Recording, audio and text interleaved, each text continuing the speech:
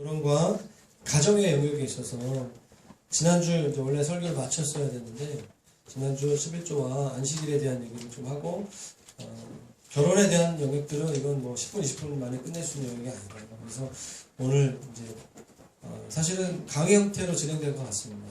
성경적인 결혼관과 이성교제에 대한 얘기를 좀 하기를 원합니다. 먼저 본문을 좀 보면서 좀 이 상황을 좀 더 볼 필요가 있을 것 같습니다. 23절 말씀을 보면 그때 내가 또 본즉 유다 사람이 아스돗과 암몬과 모압 여인을 취했다. 그래서 아내를 삼았다라고 얘기하고 있습니다. 느헤미야가 이제 성벽을 재건하고 백성들이 어떤 영적 부흥을 경험하고 이제 새롭게 살기로 결정하면서 하나님 앞에 세 가지를 헌신하게 되죠. 재정의 영역에 있어서 헌신하게 되고, 시간의 영역, 안식일에 대해서 헌신하게 되고, 가정의 영역들. 이방 사람들과 우리가 왜 이런 어려움을 당했느냐. 우리의 선조인 솔로몬 왕 때부터 이방 사람들과 결혼했기 때문에 그때부터 나라가 분열되었고, 분열 왕국을 거쳐서 우리가 포로기를 지났다. 그래서 우리 공족 유대 사람들, 이스라엘 사람들 안에서만 우리가 결혼하기로 사람들이 스스로 결정을 합니다. 그런데 느헤미야가 이제 본국으로 돌아가서 페르시아 술관원으로 돌아가서 한 1년가량 지났을 때 백성들이 여전히 11조와 안식일의 문제에 대해서 그들이 하나님 앞에서 언약한 것을 지키지 못하는 상황을 놓고 느헤미야가 지난주 이제 본문 22절까지 개혁을 이제 일으키는 장면에 대한 설교를 하였습니다. 오늘은 결혼에 대한 부분들. 여러분, 그 유다 사람들이 23절 말씀 보면 아스돗과 암몬과 그리고 모압 여인을 취했다라고 얘기하고 있어요. 이스라엘 서쪽에 있는 사람들이 아스돗 사람들이에요. 아스돗 하면 여러분 팔레스타인도 아시죠? 오늘날 이스라엘과 팔레스타인과의 그 긴장감이 있습니다. 팔레스타인은 원래 그 말로 블레셋 성경에 나오는 구약 성경에 나오는 블레셋 골리앗이 블레셋 사람이죠. 블레셋에 5개의 큰 도시가 있는데 그 중에 가장 큰 도시 이 시대에 느헤미야 시대에 가장 큰 도시가 아스돗이었습니다. 그러니까 쉽게 말하면 팔레스타인 사람, 블레셋 사람과 결혼했다. 이스라엘 서쪽에 있는 지역, 그리고 요단강을 중심으로 하여서 오른쪽에 있는 땅이 모압과 암몬입니다. 모압과 암몬은 롯이죠. 롯이 아니라 룻기는 롯이 아브라함의 동생 사촌인 롯이 자신의 딸과 어떤 관계를 통해서 성경에 나와 있는 근친상간을 통해서 나온 그 자녀의 이름이죠. 그래서 그 모압과 암몬 여인이라고 이렇게 볼 수 있습니다. 그들은 그 당시에 굉장히 잔인하고 싸움을 즐겨했어요. 그리고 솔로몬의 자녀 시대에 북이스라엘과 남유다로 이렇게 나눠지게 되면서 그의 아들 르호보암 때 이제 범죄하게 됨으로 말미암아 나라가 이제 이렇게 분열하게 되죠. 그의 엄마가 암몬 사람이었습니다. 쉽게 말하면 우리나라로 말하면 저기 그 북쪽에 중국 그리고 그 배를 타고 가서 일본 뭐 이런 쪽에 있는 가까운 지역에 있었기 때문에 이스라엘 백성들과 쉽게 결혼 대상이 될 수 있었던 것이에요. 24절 말씀을 보면 그 자녀가 그런 상황인데 느헤미야가 1년 만에 이제 돌아와서 보니까 백성들이 부흥을 경험하고 회개를 하였는데 여전히 이렇게 이방 사람들과 결혼을 하고 그 중에 나타난 어떤 하나의 심각한 결과를 보여주고 있는데 그게 뭐죠? 아스돗 방언은 하고 또 유다 방언은 못하는 거죠. 그러니까 이방 사람들과 결혼을 해서 낳은 자녀 중에서 모국어인 히브리어 유다의 언어는 할 수 있지만 또 반은 그 말을 못하고 히브리어를 못하고 그 이방 사람들과의 결혼한 그 민족의 언어만 할 수 있는 거예요. 이렇게 선교지로 가거나 이렇게 다른 나라에 살다 보면 한국 언어를 이렇게 배우지 않고 큰 아이들이 있습니다. 그렇게 되면 어떻게 되죠? 언어를 배우지 않게 되면 어떻게 되죠? 나라의 문화와 나라의 역사와 어떤 것에 대해서 자기 나라의 어떤 정체성에 대해서 혼란을 겪게 되는 거죠. 언어는 한 민족을 공통적인 유대 관계를 맺게 하는 굉장히 중요한 요소가 되는 거죠. 한 민족의 모든 전통들이 전수되는 것이 언어예요. 특별히 이스라엘 백성들은 그들에게 있어서 민족 언어인 히브리어를 잃어버렸다는 것은 하나님의 말씀을 듣지 못하고 하나님의 말씀을 보지 못하는 그런 물론 그 당시에는 구조문화였기 때문에 성경을 주로 들으면서 그들이 하나님 말씀을 들었죠. 말을 못 알아듣는 거예요. 백성들이 당연히 신앙이 생길 수가 없는 상태 가운데 있는 것이라고 우리가 이해하시면 될 것 같아요. 그러면서 느헤미야가 28절 말씀을 제가 오늘 성경 강의를 좀 빨리 진행하고 강의를 하는 것은 하나라도 이제 이성교제 강의에 대한 것들을 좀 전하기 위한 그의 어떤 그 깊은 여러분을 향한 사랑과 국민의 마음이라고 보십니다. 28절 말씀에 보시면 대제사장 엘리야십의 손자 요나단의 아들 하나, 잘 성경을 대충 보면요, 엘리야십의 손자 요나단의 아들 이름이 하나인가? 생각할 수 있어요. 이름이 하나가 아니라 그냥 아무개, 그냥 아무개, 걔 이렇게 얘기하는 거예요. 이해되세요? 지난주에 설교했죠? 그 엘리야십은 그 당시에 종교 지도자 대제사장이었어요. 그가 그 당시에 이스라엘 공동체로부터 축출당한 하나님의 성벽을 재건하는 것을 모욕했던 산발라, 도비아의 사위가 되는 거예요. 그 시대 영적 지도자가 교회를 깨트리는 원수의 집안과 이렇게 혼인을 맺게 되는 거예요. 그래서 느헤미야가 이것을 기록하면서 걔 이름을 지목하지 이름을 몰랐던 것이 아니라 걔네들은 우리 공동체 이름에 내가 그 사람의 이름을 거론하는 것조차도 참 수치스럽다. 화가 난다. 그런 의미에서 하나라고 표현하는 거예요. 이미 이 사람들은 우리 공동체의 멤버십이 아니라는 거예요. 그렇죠? 그 같은 이름을 이방인과의 결혼 문제를 다루고 있는 이 본 문맥 상황에서 기록할 가치를 느헤미야가 느끼지 못한 것이죠. 여러분, 오늘 본문은 굉장히 성경의 과격한 느헤미야의 모습을 볼 수 있어요. 여러분, 오늘날로 말하면 불신자 결혼하지 말라는 거잖아요. 목사님이 안신년 갔다 왔는데 다 보니 청년들 다 지금 장난 아닌 거야? 목사부터 시작해가지고 다 지금 결혼했는데 다 막 이렇게 해가지고 예수도 그렇고 안 믿을 뿐만 아니라 무슬림, 불교, 잡다한 종교가 막 다 들어가서 지금 애들이 한국말 못하고 먹어버리고 막 이렇게 그런 상황인 거예요. 그래가지고 느헤미야가 돌아가 어떻게 하는지 보실까요? 재밌어요. 25절 말씀. 같이 한번 이거 읽으셔야 돼요. 할렐루야, 읽으셔야 됩니다. 자, 읽겠습니다. 시작. 내가 그들을 책망하고 저주하여 그들 중 몇 사람을 때리고 그들의 머리털을 뽑고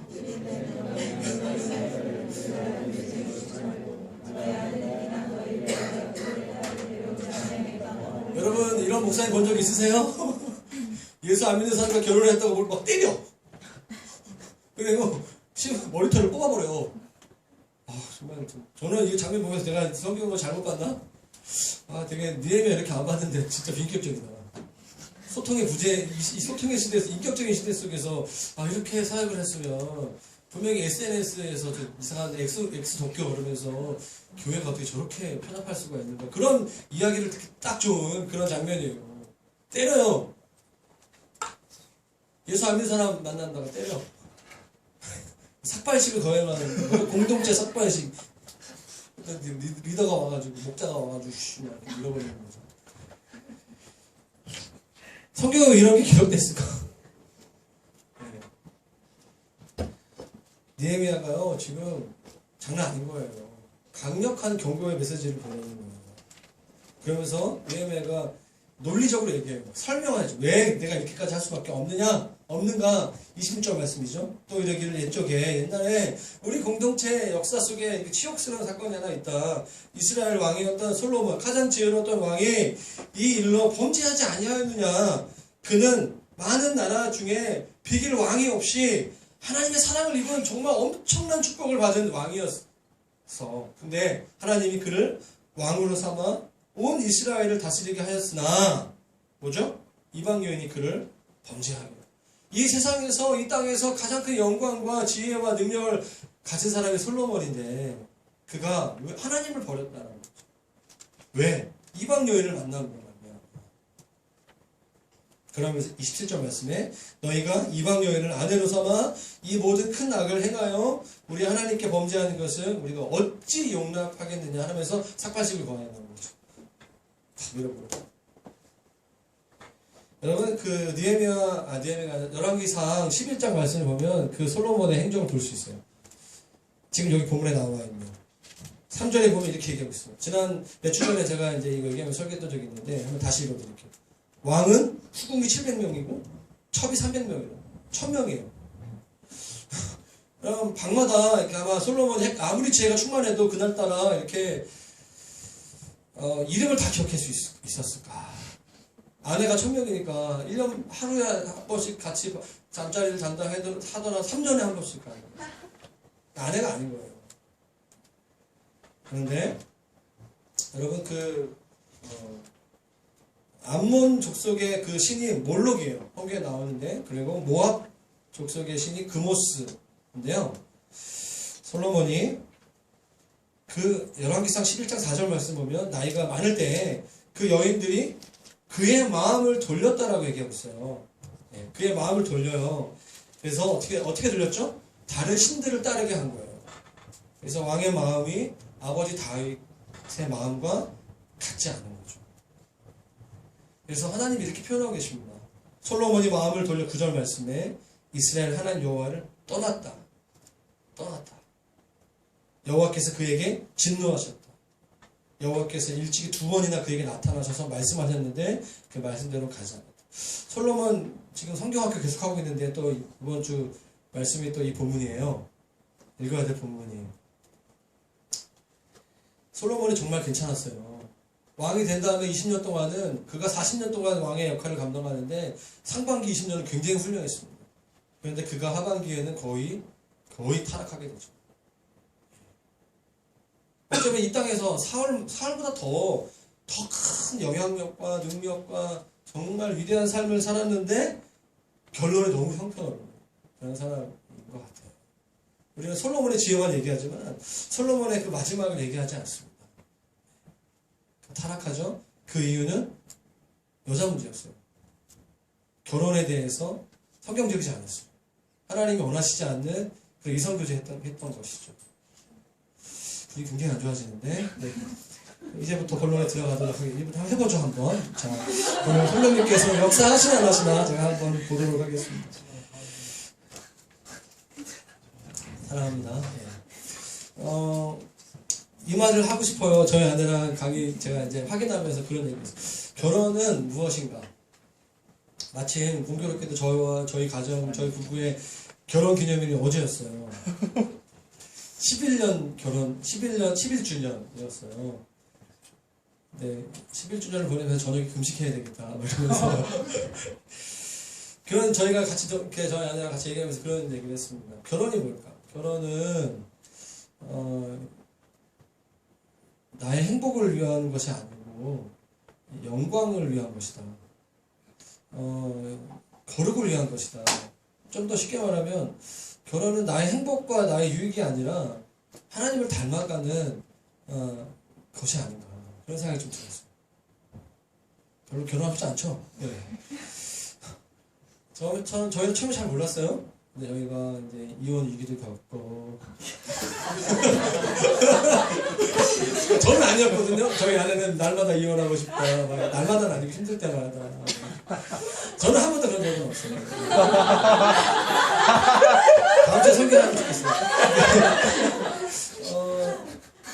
대체로 행복했어요. 근데 제가 너무 많은 사역을 버리고 무리하게 사역하고 집에 3주 동안 안 들어오고 성교행 가가지고 안 들어오고 보통 여자들이 견디기 힘든 거죠, 사실은.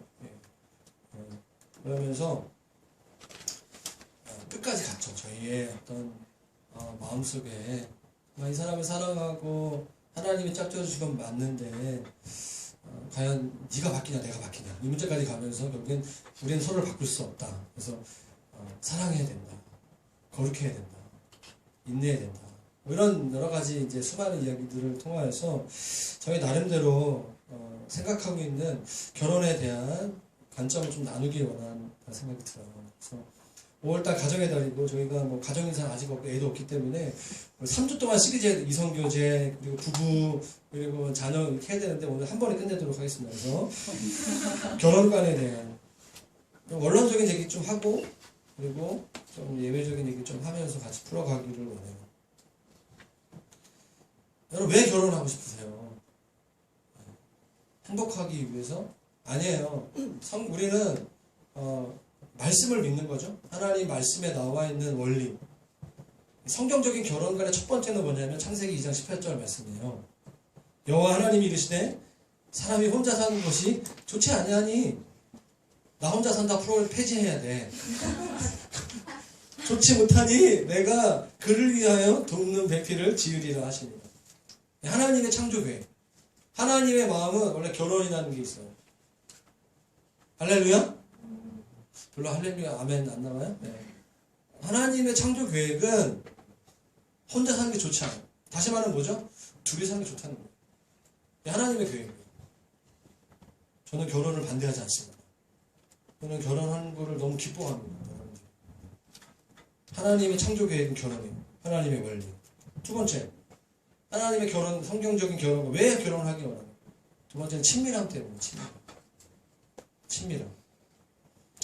우리의 욕구는 친밀하고자 하는 욕구가 있어요. 그게 하나님의 형상으로 우리가 지음받았잖아요.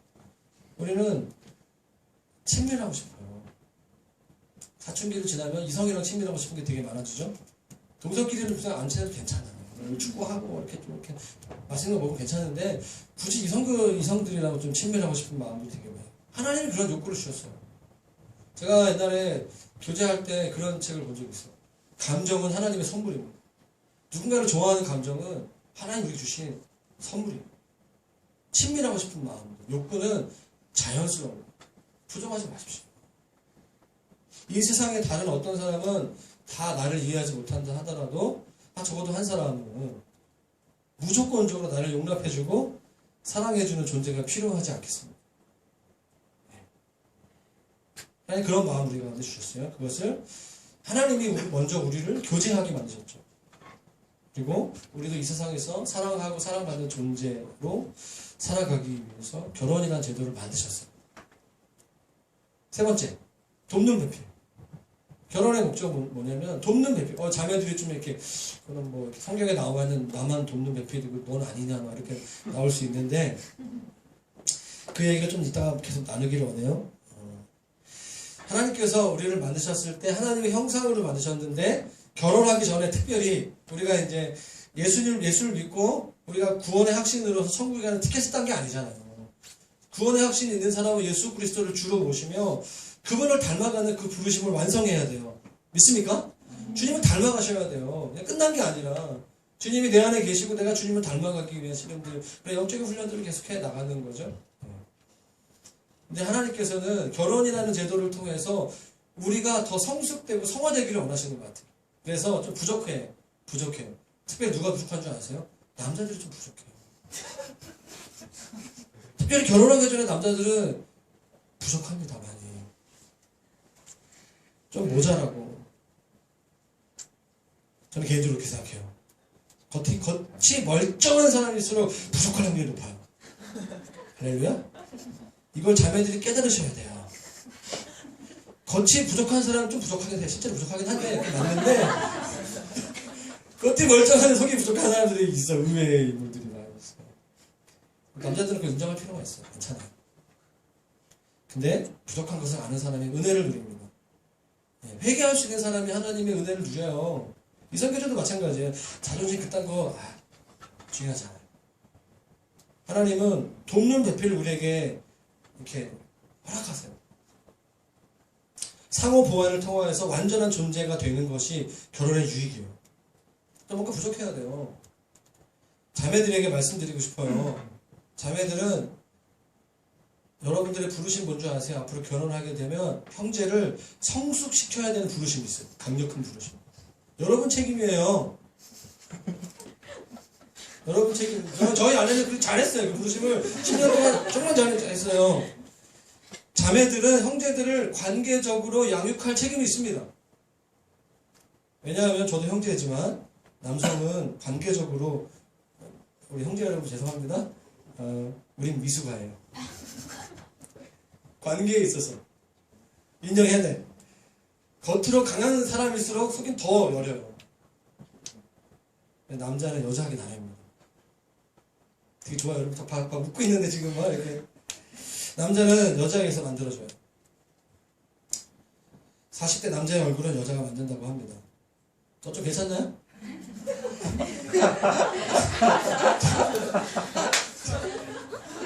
많이 먹여가지고 자매들은 중요한 얘기 합니다. 자매들은 형제를 기다려줘야 돼요. 형제들 할렐루야? 자매들은 좀 형제를 좀 기다려줘야 돼. 관계적인 여유가 있어서. 동굴로 가더라도 좀 참아주고, 미숙하더라도 감자탕 먹으러 간다고 좀 이해해주고, 센스가 좀 없다 그래도 내가 키워야지 뭐 어떡하겠냐. 그래서 기다려주고. 남자는요, 칭찬과 인정으로 먹고 삽니다. 칭찬은 고래도 춤춘다고 하는데, 남자에게 칭찬하면요, 고래 이상 춤춰요.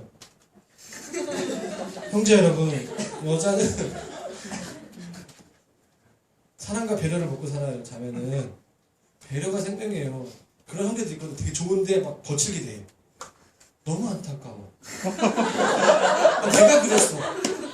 20대 교제 못한 이유가 좋으면 막 헤드락 걸고 싶고 막 가서 막 장난치고 싶고 막 괜히 막 시니컬하게 하고 싶고 좋아서 그런 거였더라고요. 나중에 알아보니까. 그러면 안 돼요. 배려하셔야 돼요. 좋으면 잘해주면 돼요. 괜히 까칠하게 대하고 틱틱거리고 그런 형제들 있잖아요. 여러분, 사랑할 줄 아는 여성은 있어요. 정말 자매들이 사랑 많습니다. 사랑할 줄 아는 남자는 별로 없는 것 같아요. 그래서 시간이 지나면서 유부남들이 되게 좋아 보이는 게 그런 거예요. 수많은 연단과 그 안에 그 시간들, 눈물과 기도를 통하여서 주님을 닮아가는 거예요. 잘 모르세요? 유부남들이 되게 매력적이에요. 저 말고 보면 불륜 드라마 같은 거 보시면 왜 그렇게 되는 게 다 이유가 있는 거예요. 자매 여러분, 사랑할 줄 아는 남자를 만나시기를 축원합니다. 성경적인 결혼과 네 번째는요, 전인격적인 성숙을 위해서요. 선교단체 한다고 성숙되는 줄 아세요? 아니에요.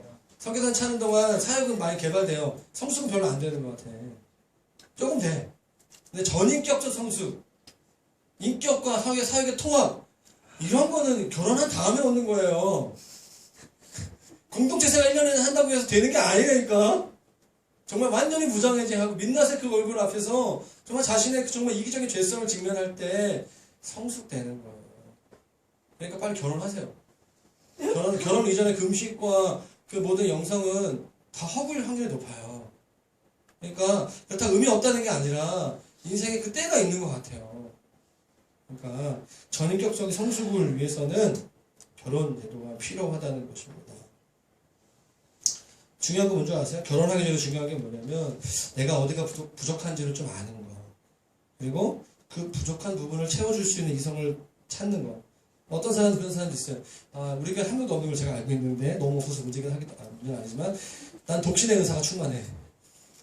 그래서 막 독신의 은사를 막 이렇게 하면서 그래서 근데 그 이유 중에 하나가 그 이유가 뭐 상처가 많다거나 뭐 교제에 대한 쓴마음이 있거나 그래서 이제 그런 거 얘기하는 사람들이 가끔 있어요. 독신의 은사는 아무에게나 주어지는 것이 아닙니다. 제가 오늘 선포합니다. 혼자 살면서도 히스테리 안 부릴 수 있는 여자 거의 없다고 봐요. 같이 살아도 히스테리 부리는데 혼자 살면 더 불려요. 그래서 다섯 번째, 성경적인 결혼관은요, 하나님의 부르심을, 소명을 이루기 위해서예요.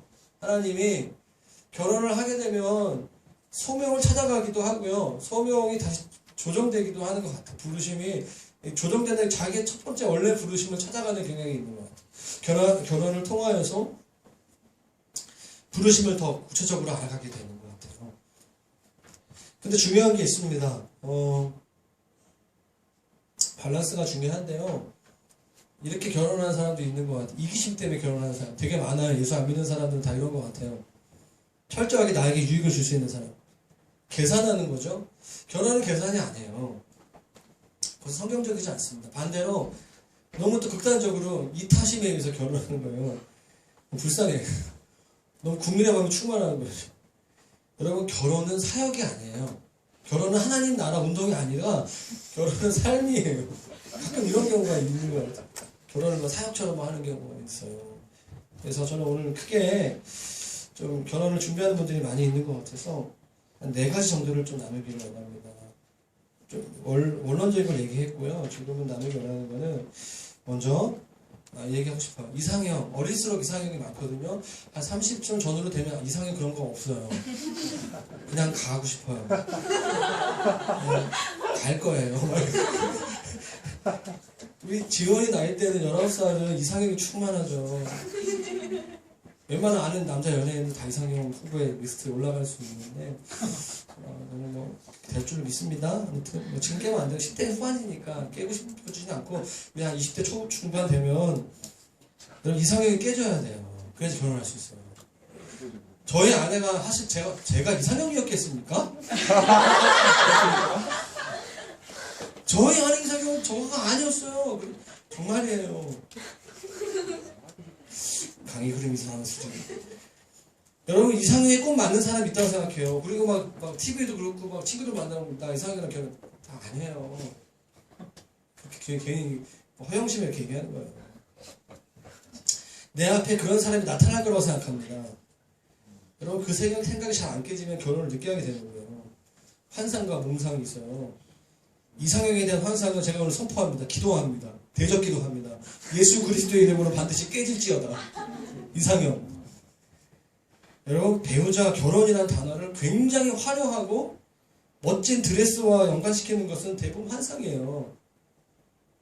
그러니까 결혼식 날이 정점 찍는 거예요. 결혼식 배우자는요 일회용 무대 의상이 아니라 오래 입어도 불편함이 없는 캐주얼 의상과 같은 사람이에요. 뜨거운 흥분을 주는 사람보다 내 마음을 편안하게 해주는 사람이 진정한 배우자일 확률이 높습니다. 여러분 인생이 만만치가 않습니다. 오랜 인생의 힘든 길을 함께 걸어갈 수 있는 사람을 만나는 것은 첫 번째 기준은 편안해야 된다고 저는 생각해요. 왜 아줌마들이 영화 드라마 보면서 왜 열광하는 줄 아세요? 현실이 안 그래서 그래요. 되게 쉬워요. 영화에서 나오는 외모와 학벌과 매너와 돈을 갖춘 완벽한 남자 없어요. 예를 들면 자매들 보통 이렇게 많은 거 목사님도 많은 거 안 바라는데요. 이렇게 감성이 좀 풍부했으면 좋겠고 좀 지성적이었으면 좋겠어요. 그러니까 뭐죠? 20대 형제 30대에 지성과 감성이 다 있는 건 불가능해요. 할렐루야? 그러니까 별로 많은 거 바라진 않지만 되게 많은 걸 바라고 있는 거예요. 일관되지 않은 기준이 있는 거 자기 안에 충돌되는 믿음이 있으면 된다고 하지만 외모도 보고 있는 거예요. 키는 커야 돼. 뭐 이런 거 다 있어 보니까 옛날엔 제가 그걸 설득시키게 되게 노력했는데 지금 그렇구나. 빨리 피해 다녀요. 여러분 풍부한 감성과 깊이 있는 지성을 20, 30대 형제들이 동시에 갖추기는 쉽지 않아요. 인격적으로 성숙한 사람을 찾는다고 하면서 20대 사람에게 40대의 성숙도를 요구하면 안 돼요. 네. 여러분들의 부르심입니다. 네. 자매 여러분 웬만하면 그냥 가세요. 이렇게 말하면 되게 기분 나쁘잖아요. 그래서 좀 더 얘기하기 원해요. 두 번째로 이렇게 중요한 이슈가 뭐냐면 완벽한 사람을 찾지 말고 그래서 나에게 필요한 사람을 찾는 거죠. 완벽한 사람 말고 나한테 필요한 사람. 그러니까 이상형보다 더 중요한 기준이 있어요. 지금 나에게 어떤 필요가 있는 거예요. 나의 필요를 살피는 거예요. 결혼은 사역이 아니라고 했죠. 목장 열심히 하세요. 예배 열심히 드리고 대신 이성교제는 철저하게 나의 필요가 무엇인가. 사역으로 결혼하지 마시고. 저를 따라해 보시겠습니까? 나 자신을 알자. 나의 필요를 알려면 나를 알아야 돼요. 그게 이성교제 시작이에요. 자기 주제 파악하는 거. 자기가 누군지. 배우자를 잘 만나려면 상대방이 누군지 알기 전에 자기를 잘 알아야 돼요. 나의 장점과 나의 단점. 배우자를 선택할 때는 이기적으로. 선택한 다음에는 비이기적으로. 언약에 충실하게 헌신하는 거예요. 내 인생에서 꼭 맞는 사람을 만나는 거죠. 다 기준이 있어요. 배우자의 기준이 있습니다. 그러니까 저랑 저희 아내는 그 조건이 맞았기 때문에 결혼을 한 거였더라고요. 나중에 보니까. 저는 첫 번째 기준이 뭔지 아세요? 선교헌신자. 두 번째로 지혜로운 자매. 되게 추가 수상적이긴 해요. 세 번째로 기도 많이 하는 자매. 네 번째로는 이건 옵션이 나보다 눈이 좀 큰 자매. 그러니까 대부분 다 커. 그러니까 괜찮았어. 저희 안에 그 조건이 뭔지 알았어요? 성경이었어요. 이게 1순위였어요. 저희는 성교적인 부르심 때 만난 거예요. 그렇기 때문에 저희가 이런 삶을 살 수 있는 거예요. 지금까지 올 수 있었던 거예요.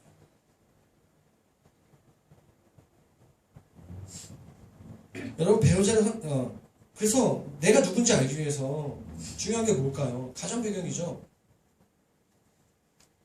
내가 어떤 가정 속에서 어떤 성품으로 어떤 상황 속에서 처했던 사람인가요? 내 내면의 욕구가 무엇인가? 나의 인격적 속성은 어떤 사람인가? 자기 자신에 대해서 질문할 필요가 있어요. 나의 성장 과정에서 형성된 부모님과의 관계 속에서 내가 많이 회복된 부분이 있는가? 나는 어떤 사람을 원하는가? 만약 아버지의 사랑을 충분히 느끼지 못했다면 자매 같은 경우에 남편과의 사랑에서 부성애를 충분히 느껴야 돼요. 사랑이 많은 사람 만나야 되겠죠.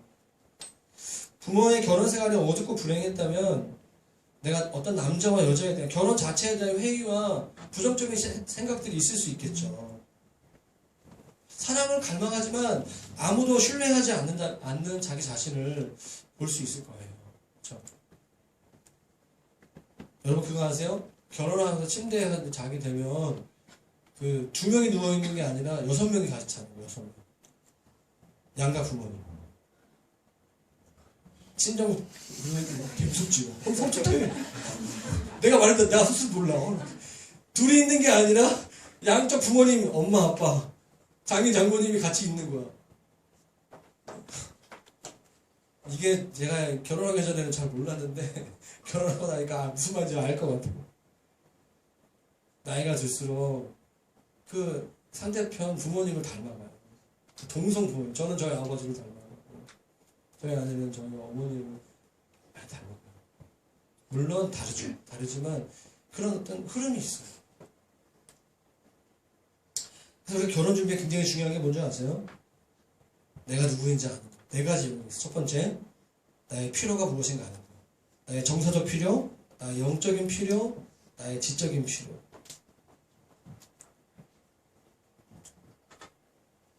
두 번째, 나의 연약함은 무엇인가? 관계에 있어서 나의 연약함은 무엇인가? 세 번째, 나는 인격적인 그 관계 속에서 어떤 문제를 가지고 있는가? 나의 장애물은 무엇인가? 네. 장애물은 무엇인가?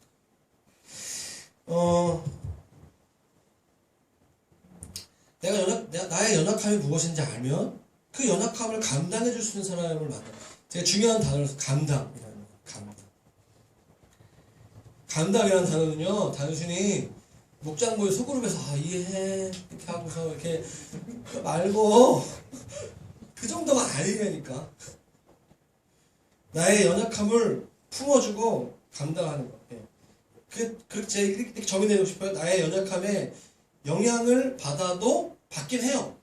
근데 함께 그 문제로 넘어지지 않는 거. 나아가서 나의 그 문제의 연약함을 함의 회복을 위해서 기다리고 나를 품어주고 나를 도와줄 수 있는 것까지. 저희 아내는 기질적으로 약간 좀 저랑 다르게 우울질 기질이에요. 그래서 비가 온다거나 이렇게 감정적으로 좀 약간 좀 이렇게 다운되는 일이 보통 자매들이 보통 그렇잖아요. 근데 보통 자매들은 조금 더 기질적으로. 저는 기본적으로 그렇지 않아요. 그러니까 저희 아내가 좀 약간 정서적으로, 감정적으로 결혼 초기에 막 이렇게 정서적으로 우울하고 힘들 때 제가 많이 웃겨줬어요.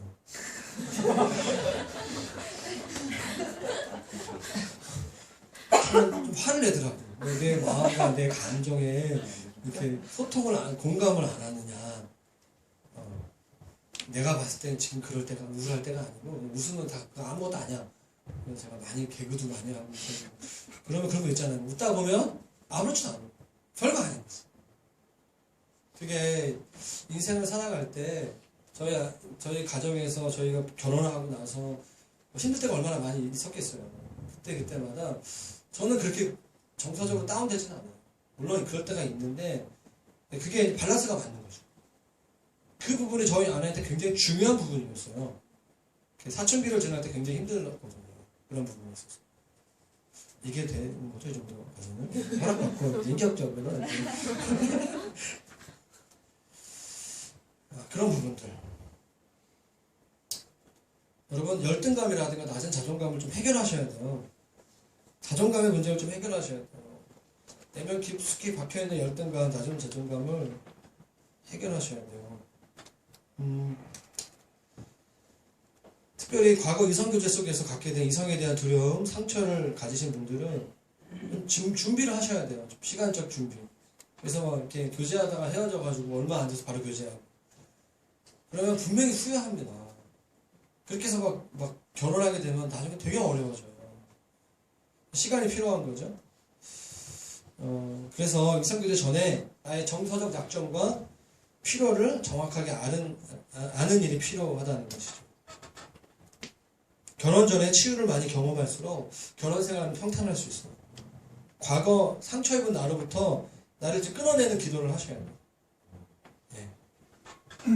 제가 아까 얘기했죠. 6인용치인데 예.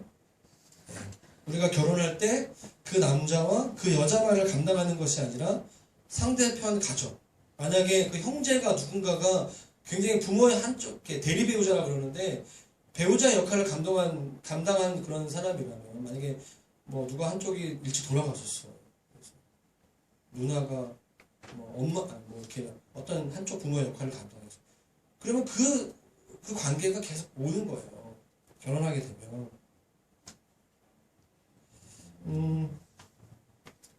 뭐 이런 얘기 많이 하면 두려워서 결혼 못할 것 같다고 생각하지만 이걸 꼭 기억하셨으면 좋겠습니다. 마태복음 13장 말씀 보면 천국 비유 나오잖아요. 이렇게 소장농이 밭을 가는데 자기 땅은 아니에요. 보물을 발견해요. 돌아가서 자기는 모든 소유를 다 팔아가지고 그 땅을 사는 거죠. 사는 거예요. 결혼이 그런 거.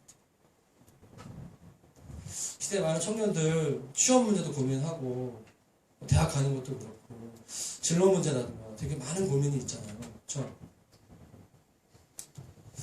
근데 제가 봤을 때는 결혼이 제일 중요한 것 같아요. 어떤 거? 근데 많은 사람들이 준비를 안 하고 있어요. 그냥 바쁘게 살아가고 있어요. 여러분, 결혼은 정말 값비싼 보석이에요.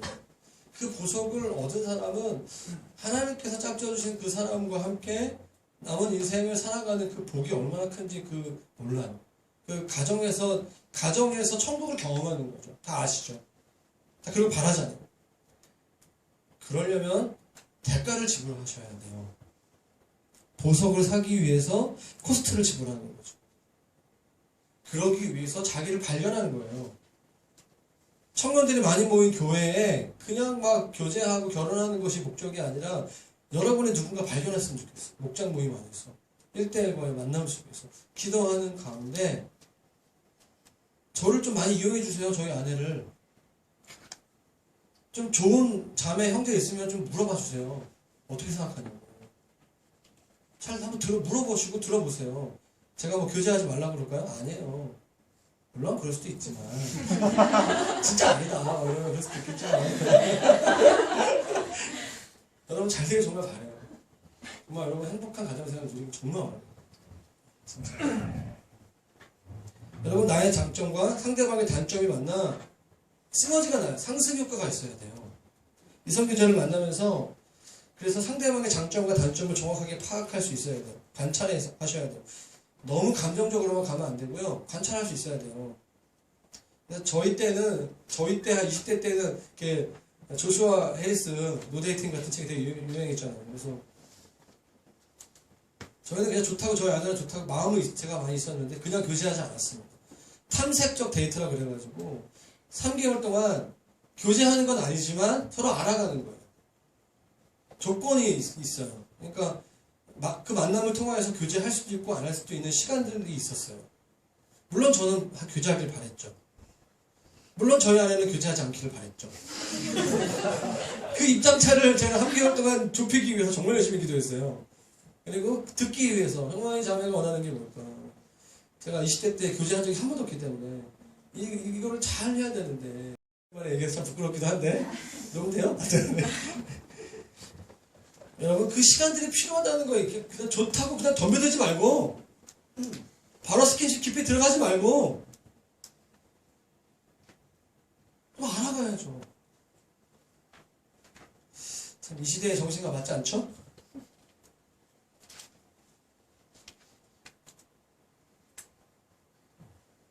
혹시 여러분 마음속에 또 교제하고 있는 형제 자매들이 있습니까? 그러면 자신의 장점, 단점을 한번 한 세 가지 정도 한번 생각해 보시고 그 상대방의 단점과 단점은 무엇인가 모르는 분이 있으면 저한테 물어봐 주세요. 제가 아는 사람이면 너의 장점이 뭐다. 단점이 이런 사람 만나요. 주위에 많이 물어봐 주세요. 자기가 누군지 잘 알아야 돼. 그러니까 잘 모르니까 계속 고집 부리는 거예요. 그러니까 하다가 잘 안 되면 깨지고 막 그런 거거든요. 옆에서 도와줘야 돼요. 사랑하는 마음으로 도와주셔야 돼요. 그래서 자기와 비슷한 사람을 찾으려 하는 거 되게 위험해요. 어둠이 어둠을 끌어당기는 거 아세요? 무섭기도. 자기와 비슷한 사람 만나는 경향이 안 된다니까. 그러면 서로를 보완할 수 있는 사람과 만나요. 결혼 생각 진짜 재밌어요. 달라야 재밌어요. 제가 옛날 강의 들 때 그런 말 들은 적이 있어요. MBTI 아시죠? 16개 성격 유형. 하나가 다르면 극복하는데 5년 걸린대요. 저희가 지금 한 2개인가 3개 다르거든요. 하나만 같나? 하나가 N이 되는 게 같아요. N은 굉장히 추상적이고 직관적이고 그게 같아요. 그래서 살아요. 서로 자기 세계 속에 사는 경향이 있어요. 그래서 근데 나머지 기질이 좀 달라요. 그러니까 그 기질이 다른 영역에 있어서는 아직도 10년 되는데도 극복이 안 되는 부분이 사실 있어요. 그래서 그걸 감당하고 가는 거죠. 부족한 점을 채움으로써 서로를 완전하게 해야 되는 것들. 그래서 뭐 좀 빨리빨리 진행해야 될 것 같은데 자, 정리하면 2가지 관점으로 좀 이성교제했으면 좋겠다. 내가 좀 편안해야 된다. 중요한 부분에서 편안함. 우선순위에서 편안함. 근데 그것이 결정적인 요소는 아니다. 불편함을 느끼게 해주는 요소도 있어야 돼요. 사실 있어요. 그러니까 결혼을 했는데 나는 한 번도 안 쓰고 목사님 한 번도 안 쓰고 결혼했어요. 말이 안 되는 거예요. 결혼하면 진짜 엄청 싸웁니다. 엄청 싸워요. 싸워야 돼요. 그러면서 언제 싸우죠? 스트레스 받는 상황. 어려운 상황들 있을 때 그 사람이 어떻게 나오는 거예요. 내가 그것을 감당할 수 있는 거예요. 교제를 통해서 그것이 서로 기도를 통하여서 나눔을 통해서 확인이 돼야 돼요. 그래서 그 불편함이 인격의 성숙으로 이끌어 줄 수 있는 창조적인 어떤 서로 도움이 될 수 있는 관계로 나아가요. 이 정도 얘기하고요. 좀 정리를 좀 해야 될 것 같은데요. 여러분 결혼 전에 할 일이 있습니다. 결혼 전에 할 일이 뭐냐면 독립하는 거예요. 부모로부터 독립하는 거예요. 영적으로, 인격적으로, 정서적으로, 재정적으로 독립하셔야 돼요. 그래야지 결혼할 수 있습니다.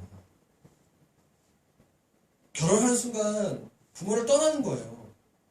어떤 중요한 것을 결정할 때 둘이 결정하는 거예요. 부모님이 끼면 이혼합니다. 문제가 생기는 거예요. 잘하건 못하건 어렵건 힘들건 둘이 하나님 앞에서 결정하면서 가는 거예요. 할렐루야? 중요해. 지금부터 떠나는 연습을 하셔야 돼요. 나이는 되게 많이 먹었는데 여전히 부모님 밑에 있어요. 결혼할 준비가 하나도 안 돼 있는 거예요. 결혼을 염두에도 이성교제할 준비가 안 돼 있는 거예요. 형제들은 그런 영역에 책임감을 키울 필요가 있어요. 자매들은 정서적인 부분들에 있어서 내가 우리 가정을 소중하게 여기고 부모님께 효도해야 되는 건 맞지만 여러분 떠날 사람들이에요. 언젠가 다 떠나야 돼요. 그럼 부모가 되셔야 돼요. 독립하셔야 됩니다. 그래서 하나님을 의존할 수 있어야 돼요. 하나님으로부터 만족할 수 있어야 돼요. 배우자는요, 그 상대편 형제자매는 나의 필요를 채워줄 수 있어요. 바라봐 줄 수 있어요. 아파할 수 있어요. 그러나 완전히 채워줄 수 있는 존재가 아니에요. 사실은. 결혼해도 외로울 때 있어요. 하나님이 채워주신 그 공간이 있어요. 이성교제도 외로운 거 있잖아요. 당연한 거예요. 부모에게 못 받는 거, 배우자에게 내가 너무 상처가 많았기 때문에 난 정말 행복한 가정에서 태어난 형제자매를 만나야지. 그것도 욕심일 수 있어요. 물론 어느 정도 나보다 더 건강하고 나의 필요를 채웠으면 좋겠죠. 근데 그 사람이 나의 모든 것을 채울 수는 없어요. 서로 감당해야 돼. 하나님께 매달리십시오. 나의 의존성을 하나님이 채워주셔야 돼요. 배우자가 하나님 아니에요. 배우자는 나와 함께 있기로 언약한 사람이 불과해요. 하나님은 하나님이셔야 돼요. 이렇게 되게 외로움을 많이 타고 의존적인 성향의 사람들이 이성교제하면 갑자기 막 되잖아요. 되게 위험해요. 네, 좀 시간을 두고 하나님 앞에서. 자, 그러면 어떻게 되는 거예요? 여기까지 이미 이런 강의 수도 없이 많이 듣는 자매들이 있습니다. 형제들이 있습니다. 다 잊어버리시고, 자, 제가 하고 싶은 얘기 한마디. 일단 시작하나 좀. 할렐루야? 일단 좀 하십시오. 이게 뭐 대학생 모임도 아니고 다 청년들이기 때문에 일단 참 올해 많이 여러분 결혼하셨으면 좋겠고, 이성교제 많이 했으면 좋겠어요. 일단 사귀어보세요. 앞뒤가 안 맞는 강의인데?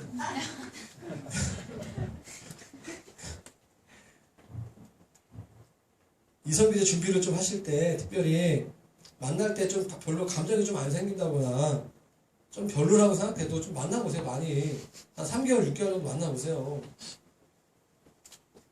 보면 너무 빨리 결정해. 너무 빨리 결정해. 정직하고 객관적인 눈으로 상대방을 있는 모습 그대로 볼 수 있도록 하나님의 마음을 볼 수 있도록. 그러면서 감정에 테스트 해야 되겠죠? 정말 감정이 하나도 없어. 매력적인 게 하나도 없어. 너무 슬프죠? 인생이 슬퍼요. 너무 감정만 있으면 안 된다는 거예요. 감정이 없다고 이 사람 내 짝이 아니라는 거지. 여러분 예수를 믿을 때 감정만으로 믿습니까? 아니에요. 하나님께 기도하는 거. 하나님 정말 기뻐하시는 만남인 거예요. 하나님 정말 기뻐하시는 만남. 공동체의 조언을 구하는 것도 좀 있으면 좋을 것 같아요. 미리미리 얘기했으면 좋겠어요. 이미 막 커져가지고 아주 수습이 안 돼요. 부탁드립니다. 조금 있을 때라서. 사랑하는 여러분, 저는 뭐 이성교제를 잘하는 사람은 아니에요. 이성교제 강의를 잘하는 사람은 아니에요. 저 여러분에게 말씀하시는 게 있을 거예요. 저는 단순히 불신자 교제 왜 안 되는가 얘기하는 게 아니었어요. 성경적인 결혼관 얘기했고 이성교제 강의에 대한 얘기를 했습니다. 결혼은 하나님을 닮아가는 영광스러운 거예요. 나의 행복만을 위한 것이 아니라는 걸 기억할 필요가 있습니다. 혹시 여러분 이 문제를 놓고 계속 기도하고 계시죠? 5월달이잖아요. 좀 구체적으로 기도했으면 좋겠어요. 그리고 치유됐으면 좋겠습니다. 결혼에 대한 관점들이 여러분, 이성교제에 대한 상한 마음들, 여러 가지 것들이 좀 잘 정리됐으면 좋겠어요. 하나님 안에서. 그런 바람에서 오늘 말씀을 좀 나눴습니다. 자, 교제를 했는데 1년, 2년이 지났어요. 감정의 테스트 시간들이 지났어요. 여전히 좋은 마음이 있어요. 하나님께서 원하시는 관계일 확률이 높아요. 네. 1년 2년 지나고 어떤 어려움도 이렇게 극복하고, 이게 좀 맞다 싶으면, 여러분, 이 세상에서 말하는 조건에 꼭 100% 맞지 않더라도, 준비가 안 됐더라도, 기도하시면서 결혼했으면 좋겠어요, 저는. 네. 어차피 부부가 이 삶을 살아가야 돼요. 이성교제가 너무 길어지면 별로 안 좋은 것 같아요. 3년 이상 되고 막 그러면 별로 안 좋은 것 같아요. 정서는 부부예요. 하나님이 주신 언약 관계가 아니거든요. 그러니까 언약 관계 들어가게 되면 하나님의 그 통치 안에서 그 관계가 계속 쭉 가는 거거든요. 근데 이성교제는 마치 언약을 하지 않았는데 언약한 것처럼 보여주는 거예요. 서로를 구속할 수 있는 조건이 없어요. 헤어져도 괜찮은 거예요. 아픔이 있겠지만. 결혼은 환경적인 관점에서 봤을 때 헤어지면 안 돼요. 물론 이혼에 대한 얘기 하는 게 제가 나중에 또 얘기할 일도 있겠지만 여러분 이미 교제하고 있는 분들이 있다면 이 부분을 놓고 좀 같이 신방했으면 좋겠어요. 우리 커플들끼리 한번 좀 심각하게 기도해 봤으면 좋겠어요. 어떻게 살아가야 될 것인가. 선교단체 출신들의 치명적 약점 중에 하나 있는 게 뭐냐면 완전주의예요. 다른 건 되게 어설퍼. 뭐 때로는 바쁘면 기도도 안 해, 큐티도 안 해. 근데 이 선교제에서는 되게 완벽히 하는 걸 추구하는 경향이 있는 자매들이 있어요. 단 한 번의 사랑에서 완전한 사랑에 빠지고 말 거야. 되게 위험합니다. 검증하는 시간을 가지시고 빠른 결론을 맺고자 하는 마음을 내려놓고 한번 해보세요. 그리고 기도하시고 그리고 그 관계 속에서 하나님이 원하시는 주님을 닮아가는 그런 삶을 살아가는 여러분 되시기를 축원합니다. 같이 기도하고 마칠게요. 같이 기도할 때 여러분 교제하고 계신 분들을 위해서, 결혼을 위해서, 준비하고 있는 분들 그 과정을 위해서